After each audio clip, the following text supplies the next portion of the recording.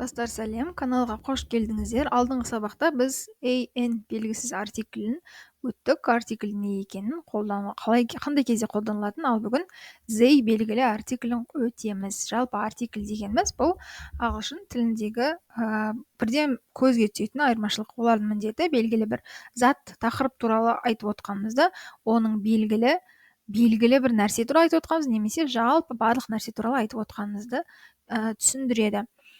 Жалпы барлық нәрсе туралы айтатын болсақ, an белгісіз артиклін қолданамыз. Ал нақты анықталған қандай да бір көк түсті кітап немесе жасыл түсті ручканың қандай түсті екендігін қандай түсті екендігін айтып тұрса, онда белгілі the артиклін қолданамыз.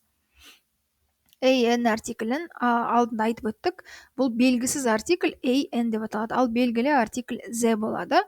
Белгісіз артикль қандай да бір заттың белгісіз, жалпылама айтқан кезде қолданылады. ді біз дауыссыз әріптерден басталатын сөздердің алдында қойсақ, ал n дегенде дауысты әріптерден басталатын сөздердің алдында қоямыз.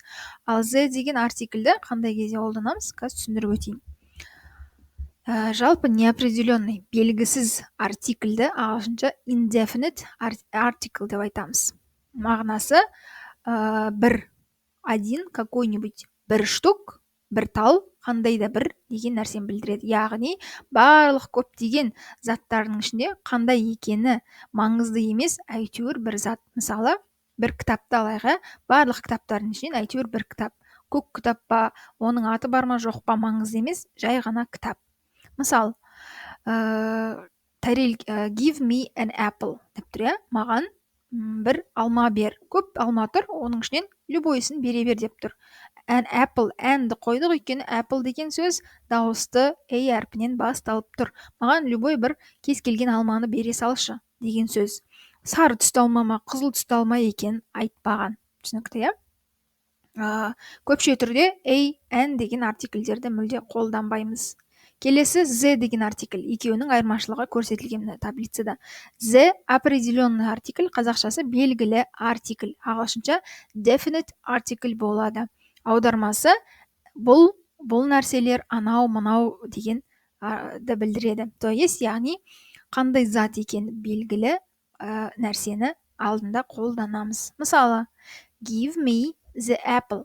Дай мне это яблоко. Маған дәл сол алманы бер деп тұр. Мысалы, сіз бір алманы жеп көрдіңіз, және сол қызыл алманы жеп көрсе, именно сол қызыл алма тәтті екен. Маған дәл сол қызыл алманы берші дегенде, give me the apple деп, яғни дәл мына алманы бер деп сол алмаға көрсетеміз. Түсінікті, көпше түрде қолданылады. The apples are delicious. Мынау алмалар өте дәмді екен деген сөз. Яғни көпше түрдегі кез келген зат есім болсын, кез келген сөздің алдында the деген артикльді қолдана береміз. Определенный артикль. The деген белгілі артикль. Қандай кезде қолданылады? Біріншісі, уже упоминалось, яғни уже айтылып қойған нәрсе. I don't like the coat as well. Маған мынау пальто, күртеше ұнамай тұр дейді.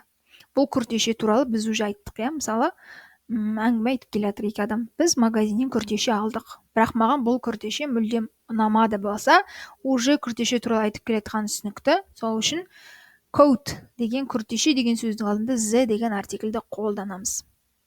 Қандай кезде қолданады? Екіншісі, порядковый числительный, яғни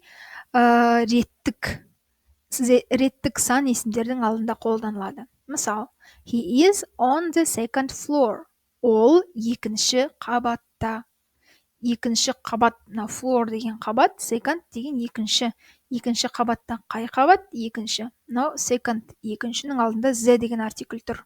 Яғни реттік сан есімдердің алдында міндетті түрде the артиклін қолданамыз. Ары қарай, уникальный существительный, яғни табиғатта бір-ақ рет кездесетін ерекше зат есімдердің алдында қолданамыз. Мысалы, the sun, күн біреу, күннің алдына the деген артикльді қоямыз міндетті түрде.